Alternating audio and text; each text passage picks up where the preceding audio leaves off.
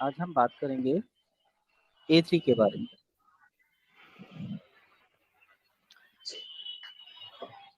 A3 anxiety को 3 basically blood की और हर्ट की रेमेडी बताई गई है। ये माना जाता है कि A3 जो है वो A1 और A2 से बेटर है, क्योंकि जो A3 है, सॉरी, जो A1 है वो आर्टरी पे काम करती है और जो A2 है वो वेन्स पे काम करती है।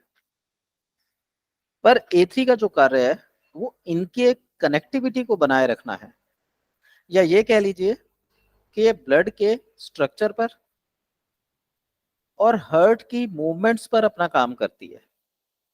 तो हम ये कह सकते हैं कि A3 में इन दोनों के जो गुण होते हैं वो समाहित होते हैं। A3 बनाने के लिए 7 प्रकार के औषधियों का प्रयोग किया जाता है। जब भी किसी व्यक्ति के शरीर में आरबीसी यानी रेड ब्लड सेल्स का अभाव हो, या किसी दीर्घकालीन रोग के बाद कमजोरी आ गई हो, तो A3 का प्रयोग किया जाता है।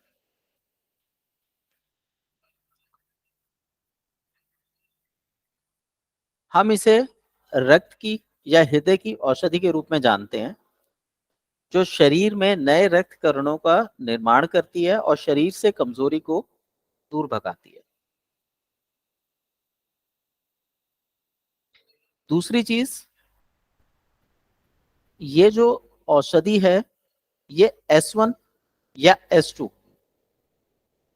और L1 के साथ ब्लड प्यूरिफिकेशन का काम भी करती है।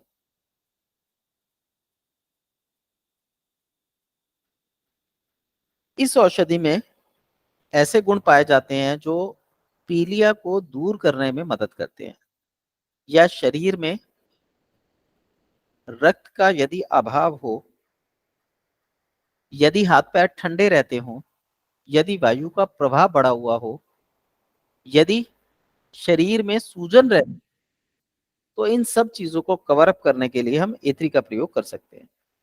लेकिन बेटर होगा कि हम A3 से पहले S1 L1 को यूज करें। आप चाहें तो S1 L1 A3 का कॉम्बिनेशन बना सकते हैं, जिसको L2 के नाम से जाना जाता है। ये कॉम्बिनेशन कमजोरी को दूर करने के लिए बताया गया है। यदि रक्त का निर्माण करना हो तो खाने से पूर्व S1 L1 का प्रयोग किया जाता है, या S2 L1 का प्रयोग किया जाता है, और एम्प्टी स्टमक A3 का प्रयोग किया जाता है, जो रक्त निर्माण में मदद करती है। इससे हमारा किसी भी प्रकार का जो मेटाबॉलिज्म है उसको रेगुलेट किया जाता है, उसको बैलेंस किया जाता है। तो जितने भी लोग कमजोर हों, कारण कोई भी रहे, उनकी कमजोरी का मूल कारण जो है रक्त में पोषण का अभाव रहता है, तब हम A3 का प्रयोग करते हैं। पैरालिसिस के केस में, वात दोष बढ़ने के केस में, नर्वस टेंशन होने के केस में S ग्रुप की औषधियों के साथ F1 और A3 का प्रयोग किया जा सकता है। यदि किसी व्यक्ति को रक्त का अभाव हो, रक्त की कमी हो, पुराना ज्वर हो, जिसे हम विषम ज्वर बोलते हैं, कभी बुखार चढ़ जाता है कभी उतर जाता है, आजकल इसे वायरल फीवर के रूप में भी जाना जाता है, लीवर कमजोर हो या पीलिया बना हो, तो ऐसी स्थिति में जो कमजोरी आ जाती है उसे दूर करने के लिए, रक्त को शुद्ध करने के लिए A3 का प्रयोग किया जाता है। कुछ अन्य बीमारियां हैं जिनमें इस A3 का प्रयोग बहुत अच्छा माना गया है, जैसे जनरल वीकनेस, एब्सेस, आर्टरीज में रक्त का संचय होना या गांठें पड़ना, एंजाइना एंजाइना पेक्टोरियस, जो मूल रूप से आंतों में सूजन आने की वजह से उत्पन्न होता है। एन्यूरिज्म यानी धमनी का फूलना। पेट या आमाशय में इन्फ्लेमेशन होना। दमा। यूरिनरी ब्लैडर की सूजन। टीबी रोग।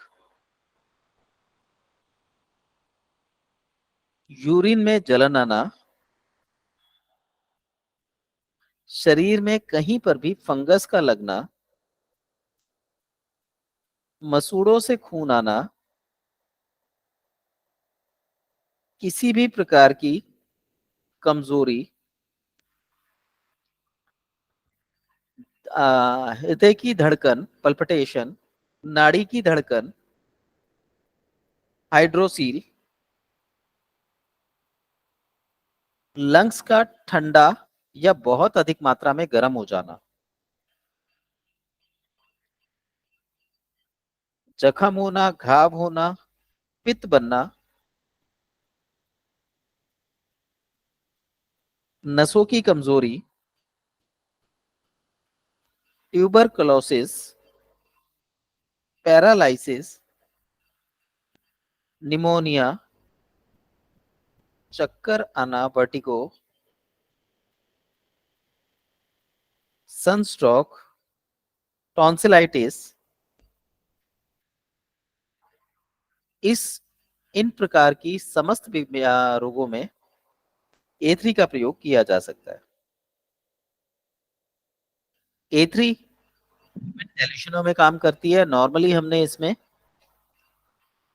सेकेंड डाइल्यूशन का यूज करना है आरबीसी को बनाने के लिए। जो A3 का फर्स्ट डाइल्यूशन है, यह हृदय को और रक्त को उत्तेजित करता है, उसकी मूवमेंट को बढ़ाता है। शरीर में रक्त की जो कमी है, रेड ब्लड सेल्स की जो मोटाई है, उसको बढ़ाने का काम करेगा और रक्त को प्रवाहित करने में मदद करता है, नाड़ियों को बल देता है। द्वितीय डाइल्यूशन जो है वो बुखार की अवस्था में, इन्फ्लेमेशन में, मसूड़ों से रक्त आने में, मूत्राशय में सूजन आने पर, गठिया, बाय, नई सूजन जो शरीर में कहीं पर भी आ जाए,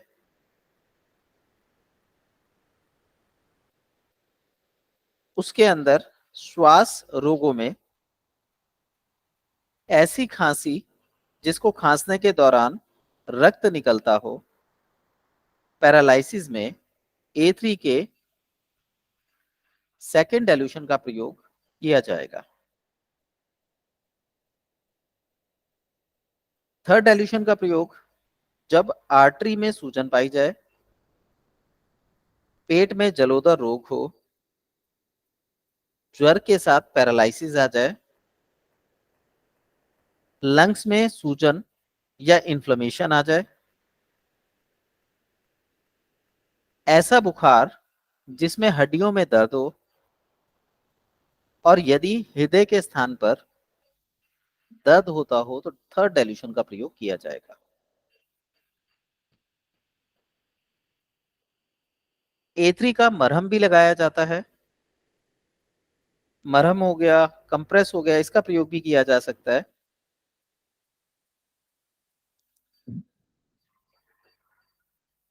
इसका प्रयोग, मरहम का प्रयोग जो है वो जो हृदय में गर्मी बढ़ जाती है या हृदय ठंडा पड़ जाता है, उसके अंदर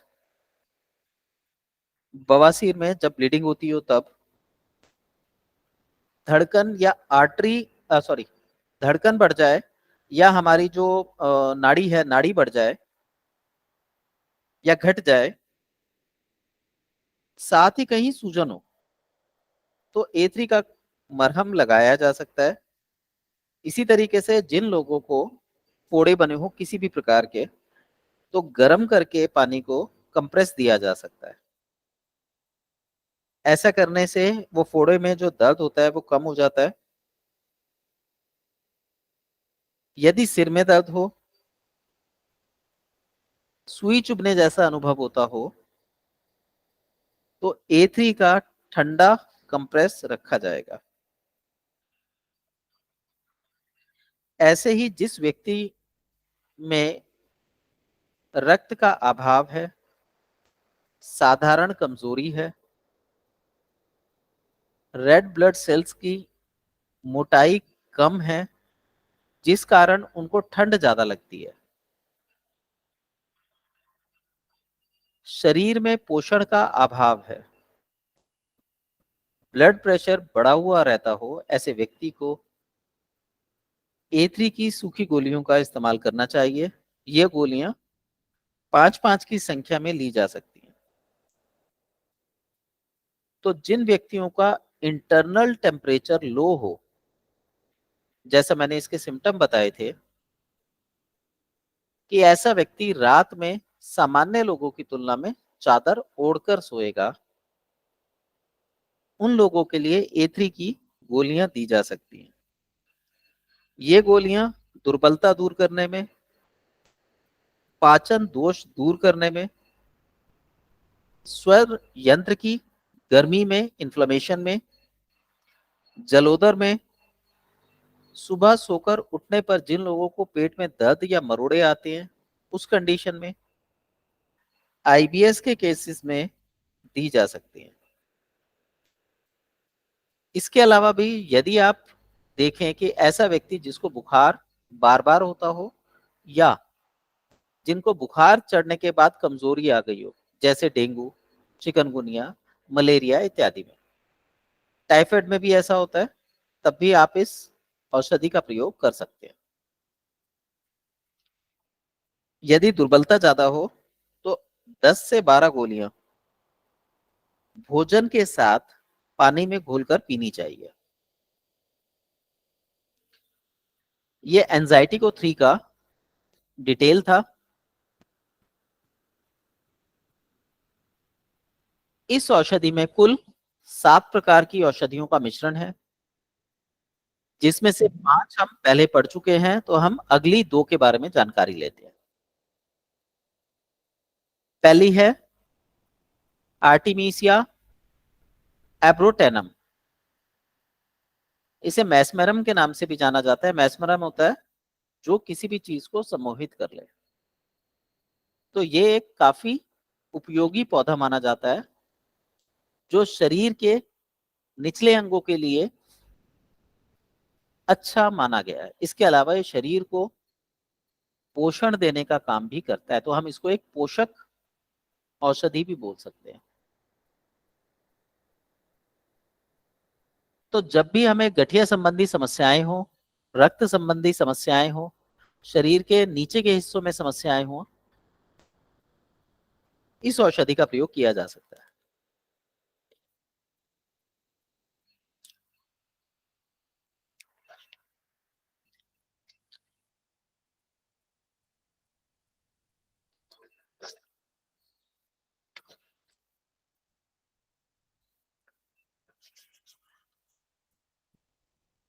इसके कुछ अन्य सिम्टम हैं, जैसे जब मन चिंतित हो, उदास हो, चिड़चिड़ा हो, तब इस औषधि का प्रयोग किया जा सकता है। चेहरे पे यदि झुर्रियां आ जाए, ठंडा, रूखा, पीला, यानी लीवर की कमजोरी को चेहरा दर्शाता हो, आंखों में चमक खत्म हो गई हो, आंखों के पास काले घेरे पड़ गए हों, नक्सीर फूटती हो, या नाक में हमेशा पानी रहता हो, नाक गीली रहती हो, ऐसा व्यक्ति कभी भी किसी चीज पे फोकस नहीं कर पाता। यानी जुकाम की यदि अवस्था है तो व्यक्ति फोकस नहीं कर पाएगा, तो उस केस में भी A3 काफी अच्छा रिजल्ट देती है।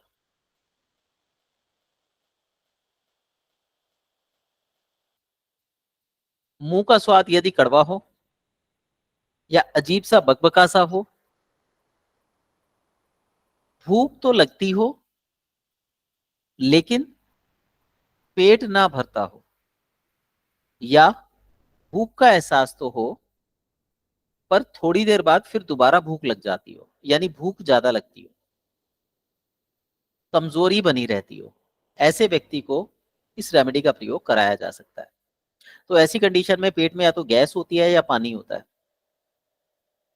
दोनों ही अवस्थाओं में रात में व्यक्ति करवटें बदलता रहता है, प्रॉपरली नींद नहीं आती, और पेट में चूहे कूदने जैसा दर्द बना रहता है कि ऐसा लगता है कि कुछ पेट के अंदर है।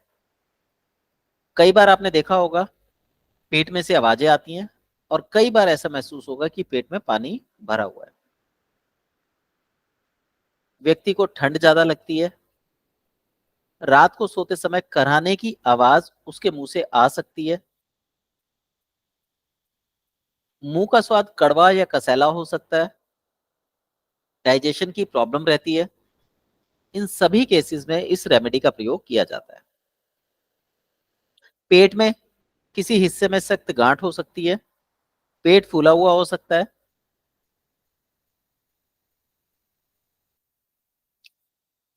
दस्त या कब्ज की शिकायत हो सकती है, बवासीर की समस्या, मोशन में मल में खून आता है, पैरों में विशेषकर कमर में दर्द बना रहता है, नाभि से पानी छूटता है, और ऐसे व्यक्ति को अधिकतर सुबह सोकर उठने पर भूख का एहसास सबसे पहले होता है। तो ये व्यक्ति वात प्रकृति में देखे जाते हैं। श्वास यंत्र की बात करें, लंग्स की बात करें,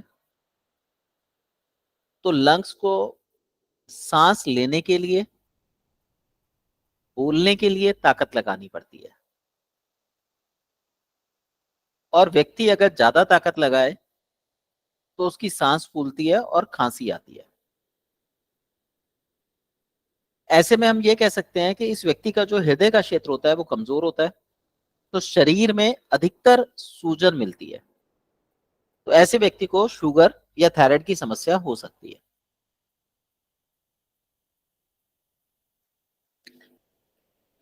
व्यक्ति को सर्वाइकल या वर्टिगो की समस्या हो सकती है, कमर में लगातार दर्द रह सकता है, चाहे कितने भी ट्रीटमेंट करा लिए जाएं ये दर्द जाता नहीं है, और विशेषकर ये स्थिति आप देखेंगे तो वृद्ध अवस्था में लोगों को अक्सर पाई जाती है। ये एक कॉमन कंडीशन है। इस कंडीशन में बॉडी में टेस्टोस्टेरोन का जो लेवल है वो भी कम होता है, और विशेषकर कई बार लोगों को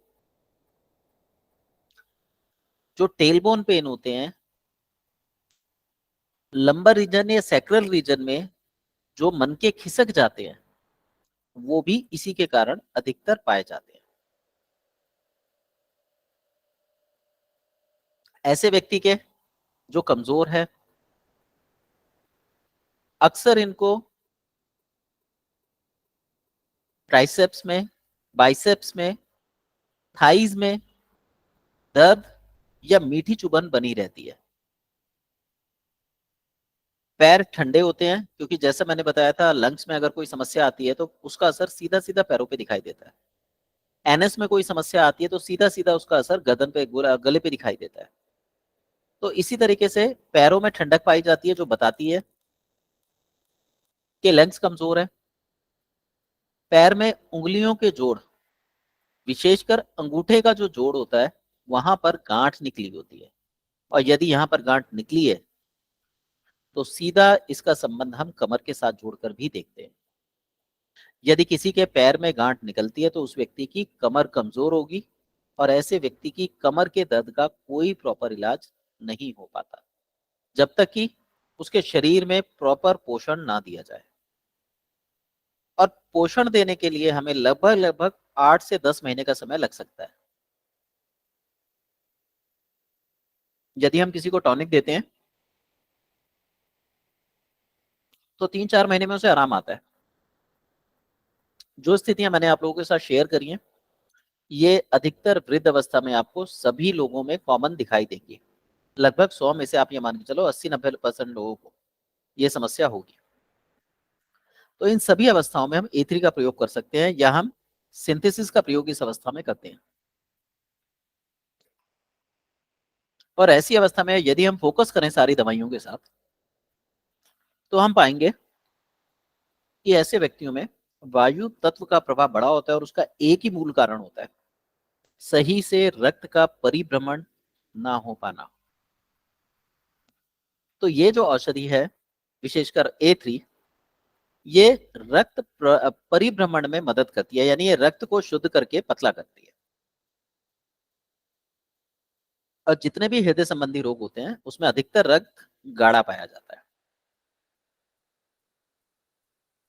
चेहरे पर ऐसे व्यक्ति के दाने निकल सकते हैं, बच्चों में जो 18 साल की उम्र में होते हैं उनके चेहरे पे दाने निकल आते हैं। और वहां पे अगर आप थोड़ा सा फोकस करेंगे तो वहां पे डार्कनेस नजर आती है, या तो ब्लैकिश सी या जामनी रंग की, बैंगनी जामनी रंग की।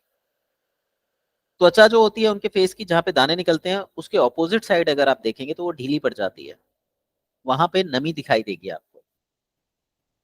ऐसे ही खुजली, बिवाई, बाल झड़ना, फोड़े इत्यादि की समस्या बन जाती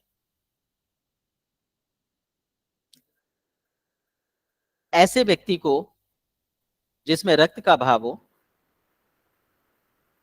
पीलिया या कंठमाला, माता आना, इस प्रकार के रोग हो सकते हैं। अगला पौधा है हमारा पुल्स्टेलिया वल्गारिस।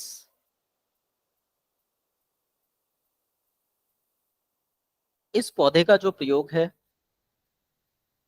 ये हम मानसिक रूप से करते हैं, यानी जो हमने पहला पौधा यूज किया था वो हमारे शरीर पर, और पुल्स्टेलिया जो है ये हमारे मन पर, उन्हीं प्रकार की समस्याओं के लिए हम प्रयोग करते हैं जो हमने पीछे बात करी।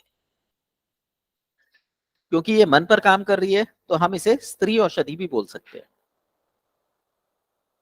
जो डायरेक्टली हमारे शरीर पर काम करती है वो पुरुष औषधि है, और जो हमारे मन पर काम करती है वो स्त्री औषधि है। यही संबंध हमने जब S10 और S11, हम जब स्क्रोफोल्सो ग्रुप की बात कर रहे थे तब भी देखे थे। यदि आप ग्रंथियों की बात करते हैं, हार्मोन्स की बात करते हैं, जैसे हमारा एक पीनियल ग्लैंड है, एक पिट्यूटरी ग्लैंड है, तो जो फिजिकली काम कर रहे हैं, जो काम करते हुए नजर आ रहे हैं, वो हमेशा पुरुष तत्व के अंतर्गत आते हैं। और जो काम गहरे और अनजान होते हैं वो हमेशा स्त्री तत्व में आते हैं। तो हम ये कह देते हैं कि पुरुष में स्त्री है, स्त्री में पुरुष है। वास्तविकता ये है कि जो हमारा सबसे पहला ग्लैंड माना गया है वो पीनियल ग्लैंड है। पीनियल ग्लैंड, अगर हम उसका साइंटिफिक अध्ययन करें तो हम पाएंगे कि जो साइंटिस्ट हैं वो अभी तक इसके बारे में मात्र 8-10% ही पता लगा पाए हैं। 90% ही अभी तक अज्ञात है, यानी इसके कामों का हमें नहीं पता। तो हम ये कह सकते हैं कि ये एक स्त्री ग्लैंड है। अगर पिट्यूटरी की बात करें तो साइंस ही ये बोलती है कि पिट्यूटरी पूरी बॉडी को कंट्रोल करता है, पर उस बॉडी को कंट्रोल करने के लिए जो सिग्नल्स दिए जाते हैं, जो केमिकल्स दिए जाते हैं, वो पीनियल के थ्रू दिए जाते हैं। तो हम ये कह सकते हैं कि पिट्यूटरी जो है वो पुरुष ग्लैंड है, पुरुष ऊर्जा है, और जो पीनियल है वो स्त्री ऊर्जा है। अब यदि मैं बात करूं पिट्यूटरी ग्लैंड की, तो ये थाइमस ग्लैंड, हाँ, पैराथायराइड ग्लैंड से संबंध बनाता है। थायराइड और पैराथायराइड, तो यहां से अगर ये पैराथायराइड से संबंध बनाता है तो पैराथायराइड जो होगा उस कंडीशन में पुरुष ग्लैंड, और जो पिट्यूटरी है वो स्त्री ग्लैंड या स्त्री ऊर्जा कहलाएगी। पैराथायराइड, फिर से उसके जो कार्य हैं वो लगभग अज्ञात हैं। मोटे मोटे कार्य पता है, बारीक कारकों का पता नहीं है, तो ये स्त्री हो गया, और थायराइड जो है वो पुरुष हो गया, जिसके सीधे सीधे हाइपो और हाइपर अवस्था में हमारे आगे रिजल्ट आ जाते हैं।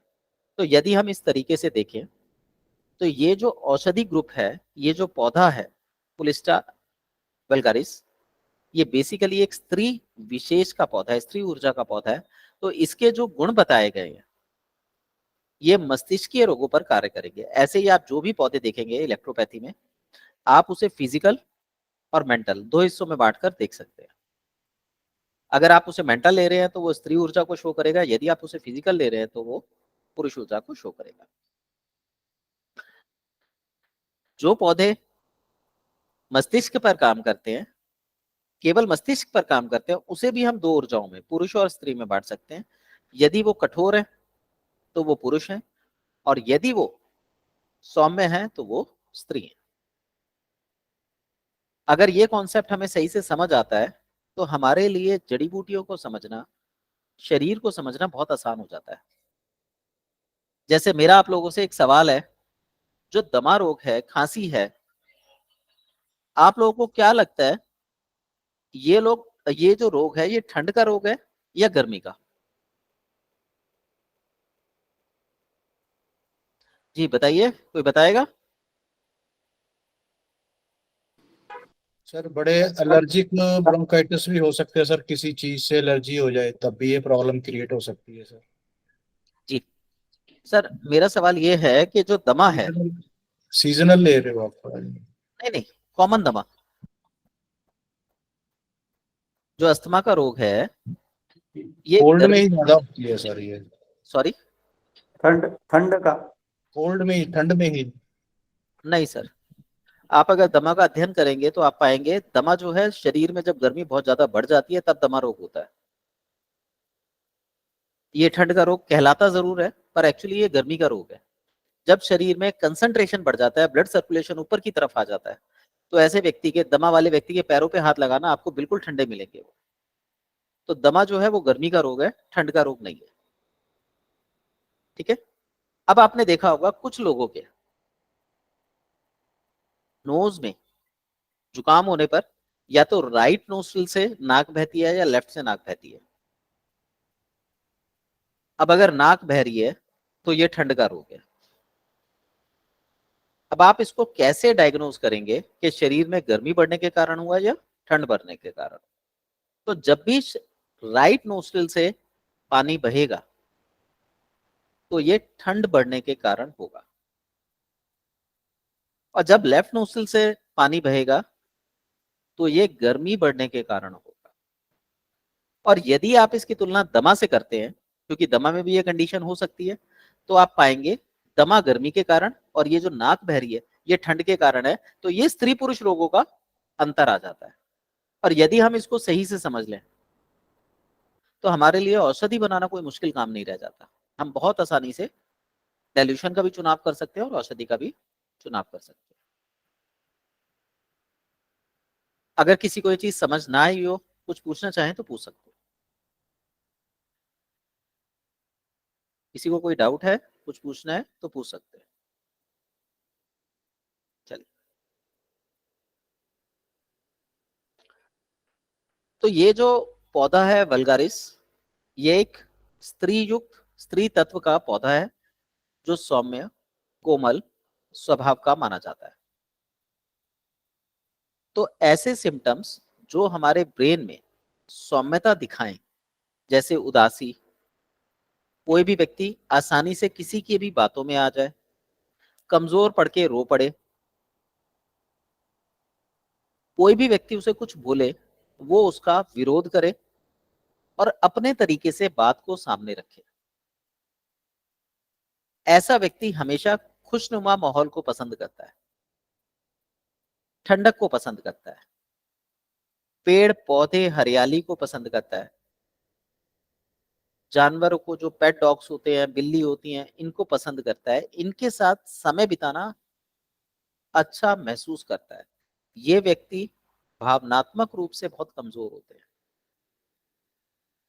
ऐसे व्यक्तियों में जो म्यूकस मेम्ब्रेन होती है ये अधिकतर पतली पाई जाती है, जिसकी वजह से ये कमजोर भावुकता के लोग होते हैं। यदि कोई बात इनके जैसी ना की जाए तो इन व्यक्तियों में अधिकतर समस्या से भिड़ने के स्थान पर रो देने की प्रवृत्ति पाई जाती है। ये अक्सर पतले होते हैं, कमर कमजोर होती है, महिला है तो लिकोरिया डिस्चार्ज की शिकायत हो सकती है। ऐसे व्यक्ति दूसरे व्यक्तियों से बहुत जल्दी प्रभावित हो जाते हैं और अपने लिए कोई भी कभी भी स्थायी कदम नहीं उठा पाते। इन लोगों को विशेष परिस्थितियों में जो डिस्चार्ज होता है, म्यूकस डिस्चार्ज जो होता है, वो किसी भी तरीके का हो सकता है। जैसे लेडीज में लिकोरिया हो सकता है,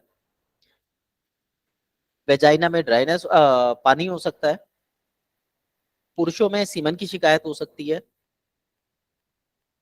नाक बहना, नाभि से पानी निकलना, आंखों में कीच जमना, कानों में मैल बनना, ये सारे डिस्चार्ज कहलाते हैं। ये डिस्चार्ज गाढ़े होते हैं, चिपचिपे होते हैं, पर इनकी जो क्वालिटी होती है वो बहुत हल्की होती है। तो ऐसे व्यक्ति अंदरूनी रूप से काफी कमजोर होते हैं और इसका जो रंग होता है वो हरा पीला होता है। इसमें पित्त की अधिकता पाई जाती है। ऐसे लोगों को अक्सर या तो डॉक्टर जो एलोपैथिक हैं वो ग्लूकोज चढ़ाते हैं या फिर इनको आयरन की टैबलेट्स दी जाती हैं शरीर में गुरुत्वाकर्षण बढ़ाने के लिए। ऐसे व्यक्तियों को सुबह सुबह सोकर उठने पर, और विशेषकर मैं कहूंगा कि दिन भर भूखे नहीं रहना चाहिए। ये जब जब भूखे रहेंगे इनको समस्या होगी। इनके लिए सबसे अच्छी औषधि है 4 चने बराबर गुड़ खाकर 1 घूंट पानी पी ले। जितने भी मैंने सिम्टम्स बताए हैं, गुड़ और पानी इसको कवर कर लेते हैं। ऐसे व्यक्ति का जो स्वभाव होता है वो बदलता रहता है, किसी एक पर स्थायी नहीं होता।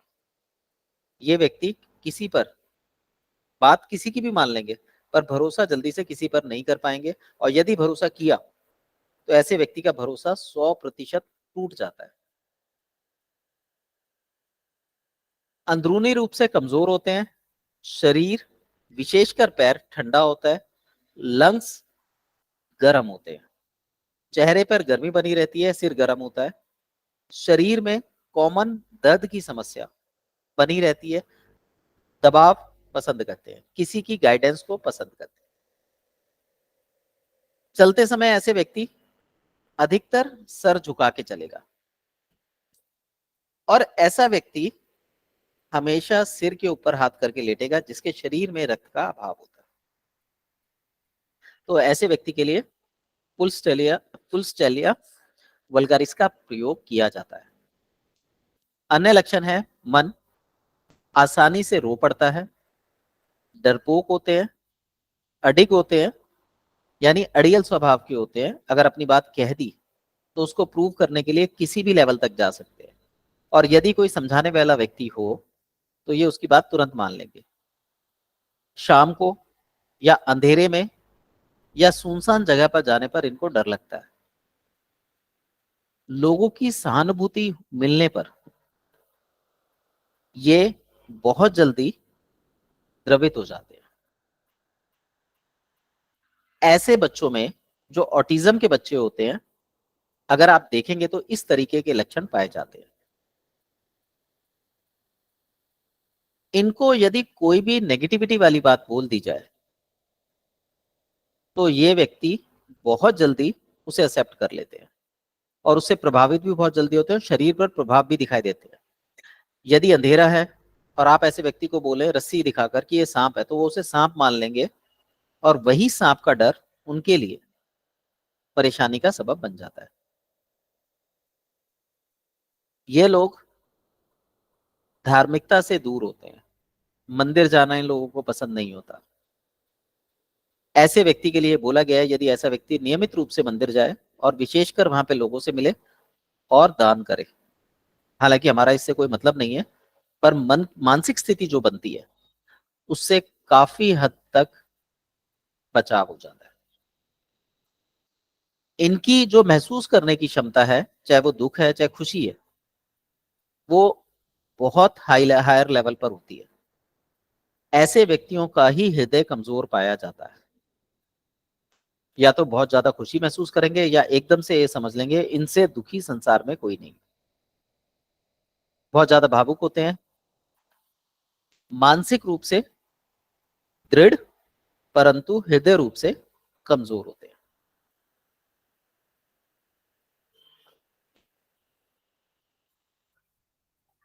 आज का टाइम हो गया है, हम इसको कल कंटिन्यू करेंगे। यदि किसी को कुछ पूछना हो तो पूछ सकते हैं। किसी का कोई सवाल है?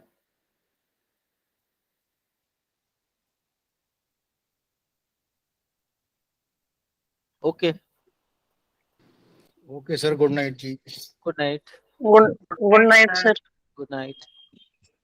Good night sir.